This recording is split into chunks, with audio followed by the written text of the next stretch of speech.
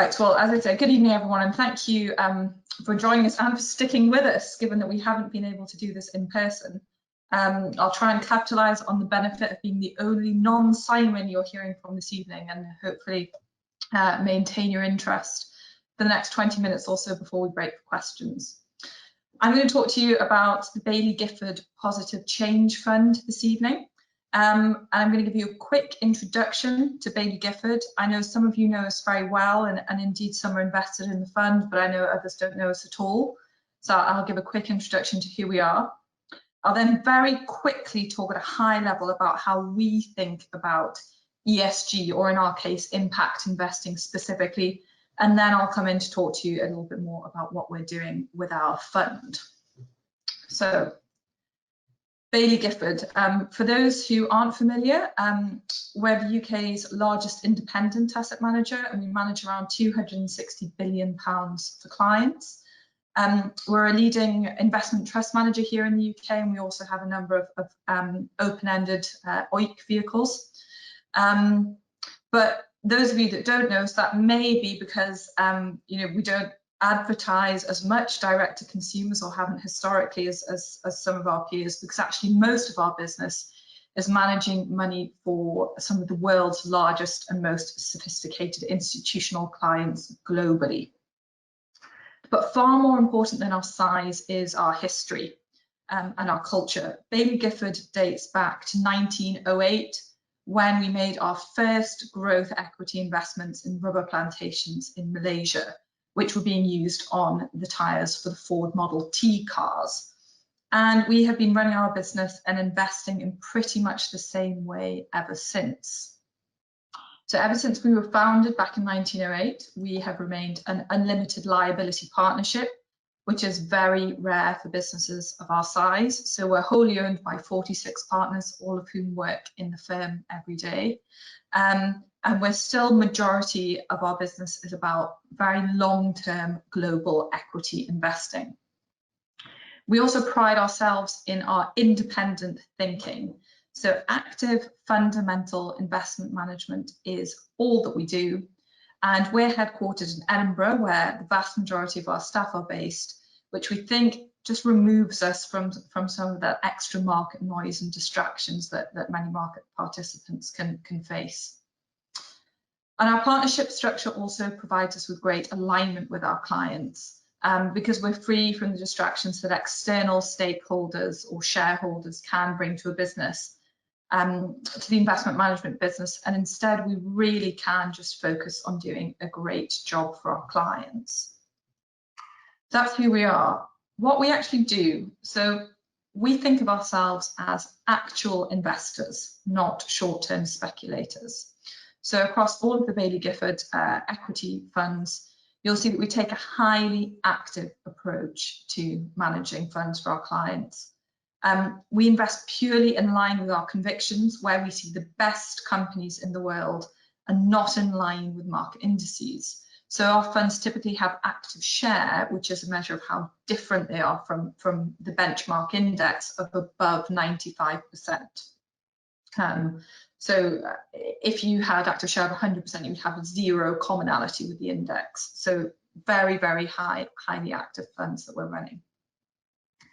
We're also growth investors because we know that over the long term, share prices follow fundamentals. And we're very ambitious in the growth hurdles that we expect from the companies in which we invest. So for the positive change strategy that you're going to hear about, we're looking for companies that can roughly double on a 5-year view, so well ahead of the average. We're not aiming to be precisely right about next quarter's earnings, but roughly right about the long-term growth prospects for transformational businesses and businesses that can compound at much higher rates. Or sorry, businesses that are transformational, compound at much higher rates or for much longer than the market typically expects. So, our tagline here sums it up quite well, which is, we look to invest in the future, not the past, and we're looking to build relationships with our clients and companies that we invest in, not just portfolios, and we think in decades, not quarters. I also wanted to take a moment just to talk to you about where we find some of our research ideas, because it's very different to that of many investment managers. So our long-term time horizon means that typical kind of broker or financial research is less of interest to us. And instead, we're really using alternative sources of information. So for example, attending industry conferences and trade shows. We use investigative journalists. We have partnerships with a range of independent academics. And for instance, recently we've been working with the James Hutton Institute, who are really cutting edge in the area of sustainable agriculture. So really trying to get alternative insights into the companies in which we invest. And I think this is particularly important and valuable for ESG or impact investing. So for example, Moderna, which is a company held in our portfolio, and you may have seen the news as a global leader in producing a COVID-19 vaccine, is a company that we invested in at IPO in 2018, having spent 2 years getting to know that company but when it was still private before it listed. And that was as a result, we got to know them as a result of connections that we forged during an extended research trip that one of our investors did to Boston, just getting to know the biotech space and the venture capital space. So this is all about finding unique and alternative sources of information that allow us to have the imagination and the foresight to understand major areas of growth that may lie ahead, and also how we find companies that best tackle the major challenges that the world's facing, whether they're environmental or social. Now, so as has hopefully become evident, Baillie Gifford's investment style is a house, long-term focus, growth investment, active positions, and taking a very different view from the market fits very well with the idea of responsible ESG, whatever you want to call it, investing. What we're doing with the positive change strategy sits very firmly, however, within the camp of impact investing, which is also a part of this.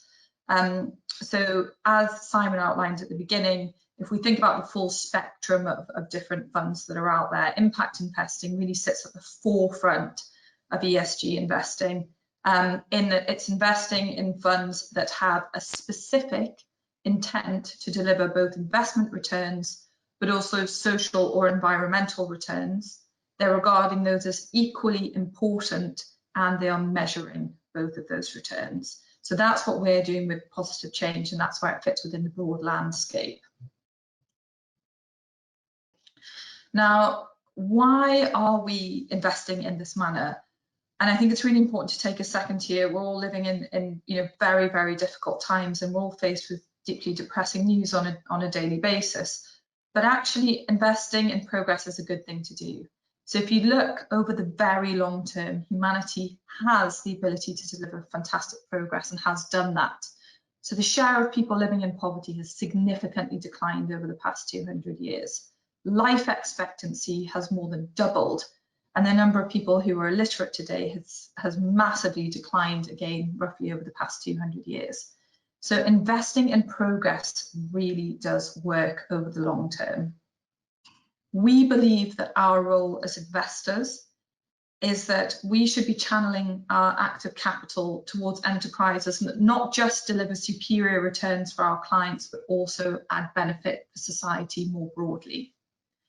We also really firmly believe that high quality companies which are addressing major challenges will prosper over the long run. They'll have more motivated employees, more local customers, and great growth markets. So very simply, we believe that purpose complements profits.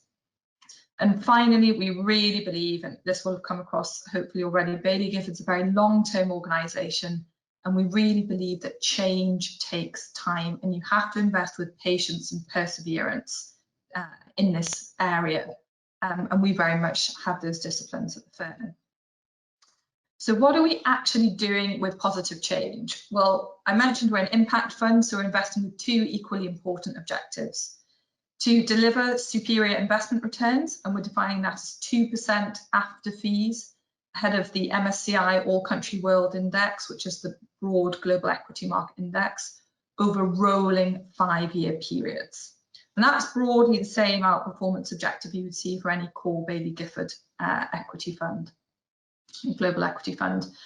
And then we're also aiming to deliver a positive change by contributing towards a more sustainable and inclusive world.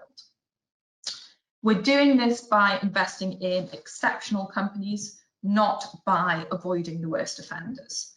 So we're trying to find companies whose core products and services, what they do, what they sell, are leading to a material improvement to the status quo within the area that they're operating. And I always think Kate Fox, one of the portfolio managers, puts this very well, which is that, how do you negatively screen out to cure cancer? You can't. What you need to do is find the exceptional companies that are tackling that challenge, that have great growth prospects, and back them with your capital. We're very much active, long-term and growth investors, and that comes back to those core Baillie Gifford features that I've mentioned. And we're running a very concentrated portfolio here, so about 33 names currently in the fund at the moment. So positive change is really building on that tried and tested Baillie Gifford investment philosophy and applying it to the area of impact. Now, we have also defined our own impact themes through which we invest, and they're fairly self-explanatory. These represent the major global sustainable development challenges that we see out there today. So they're social inclusion and education, environment and resource needs, healthcare and quality of life, and base of the pyramid, which refers to meeting the needs of the 4 billion people who still live in poverty in the world today. So each company in the portfolio must, through its core product and services, be driving a real improvement in one of these areas. Again, just going back to the introduction there, it's worth saying that we have a very well-resourced team of 7 professionals dedicated solely to positive change. And they're able to tap into the broader Baillie Gifford investment resource of over 100 investment professionals at the firm and a central ESG team of over 20. Now, the 7 professionals who are dedicated to positive change include both investment managers and impact analysts. So we very much take that, I think it was approach number 3, which is the full integration and fully kind of in-house thoughtful analysis right from the off when we're looking at candidates for this portfolio. So how do we invest for positive change? Well, first of all, I think it's really important that we take a thoughtful approach. There is no such thing as the perfect company, and there's also no shortcut when it comes to sustainable investments. And I'll actually go a bit further than Simon did it at the outset, which may not surprise you as we're active managers. But to say that I think that the ratings providers and the attempts to boil down the ESG credentials of companies to a single score really, it just doesn't work. Because companies and life is just far more complicated than that, and it requires a more thoughtful and rounded analysis, not just of the ESG, but also the growth potential of a company. So we complete detailed research on both the growth potential and the impact potential of each company before we're investing in this portfolio. Again, as the other Simon said, really weighing up the pros and cons, understanding. We look at product impact, we look at the intent of management teams, and we look at the business practices, so how each company behaves when we're thinking about impact. And we look at management quality, growth opportunity, competitive advantage, and of course, valuation when we're thinking about the growth opportunities for companies that we're investing in. And we're looking for companies that can broadly double on a 5-year view, as I said. We will spend months, sometimes years, analysing companies before we invest.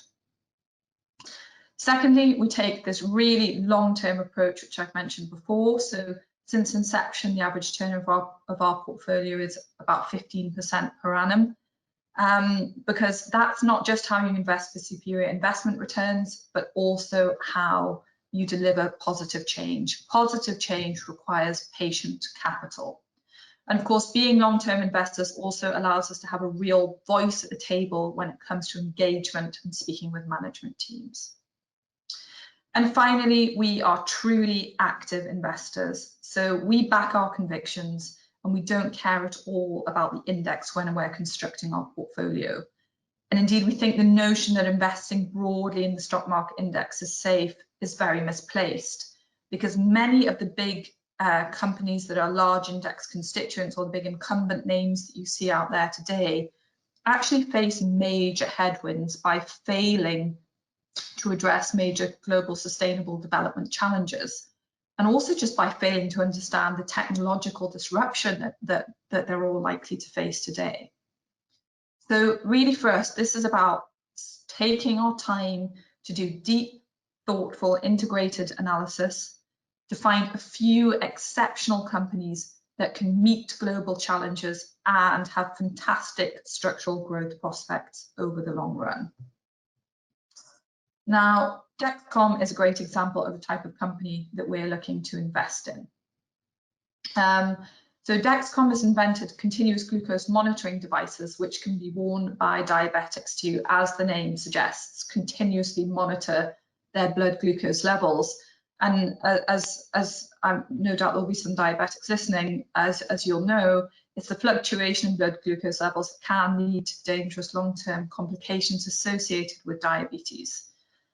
So these devices are a real improvement on the status quo for treatment for diabetics. And they're also the first that mean that the parents of diabetic children don't have to wake their kids up in the night to give them a blood finger prick test.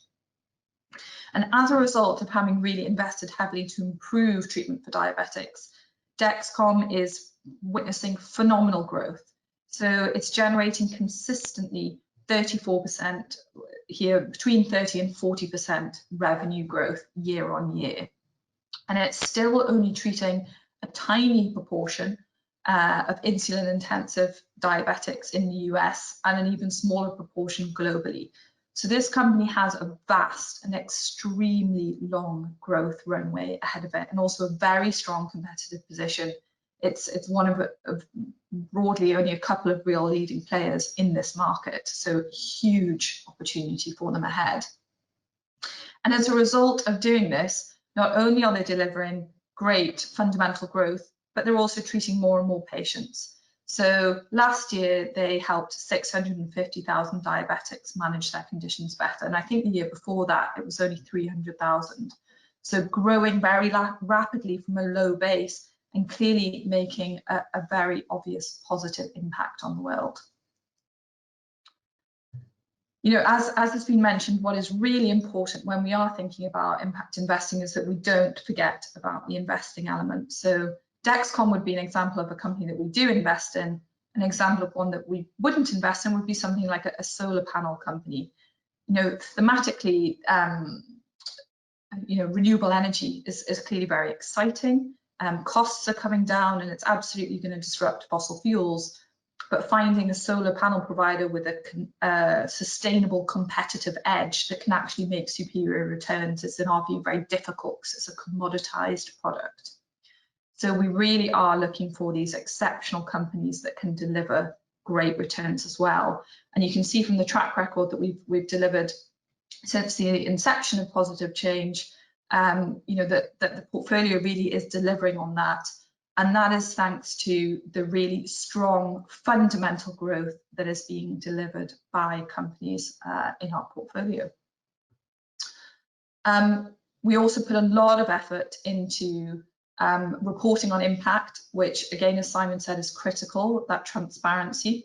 So we produce an impact report, which is available on our website, showing the individual contributions of every company in the portfolio. So here you can see Teladoc, which is a telemedicine provider, and the cost savings that's delivered in the US, and it's also improving access. We map to the UN Sustainable Development Goals, for those of you very keen. And we also produce aggregate statistics, 11 across the portfolio in total, showing what the holdings are doing. So, you know, delivering impact at real scale here, allowing customers to save over 117 million tons of carbon emissions, which is equivalent to taking more than 25 million passenger cars off the road, or treating over 11 million or contributing to disease prevention for over 11 million patients, providing access to finance for 99 million people who are living in jurisdictions that typically wouldn't have access. And we also have an impact calculator on our website where you can go in and plug in your own investment and see the level of impact that would have delivered specifically had you invested in the strategy last year. So we're trying to lead the industry in rigor, transparency and sophistication of actually providing that proof point that we are progressing towards both of our objectives. And that's really it from me, except couldn't resist finishing on this fantastic cartoon. Sometimes people say to me, is sustainable investment really a viable option? And for me, if you're thinking about long-term investing and where is a smart place to put your money, for the long term and for the next generation even, for me, sustainable investment is the only option. And we really do firmly believe that by taking a thoughtful and active approach, we can deliver on superior returns and help our clients to contribute to a better world in the process. That's it from me.